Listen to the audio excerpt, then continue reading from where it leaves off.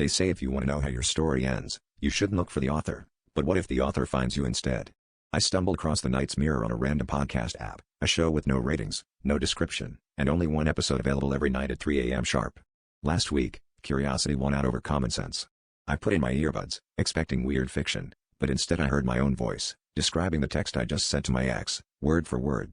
I tried to pause it, but the play button wouldn't respond.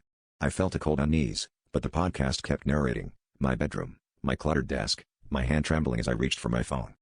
The next night, the podcast described me scrolling Reddit, right down to the snacks on my lap.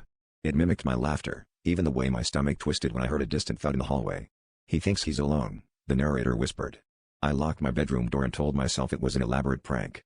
But then it described the exact position of my feet on the carpet, the way I was breathing, ragged, shallow, waiting. Last night, I listened again, nerves frayed and sleep deprived. The podcast started with static, then a chilling, low voice. He doesn't know what's waiting outside. It described the creak of the floorboards, the metallic click of the doorknob, the shadow under the gap of my door growing longer.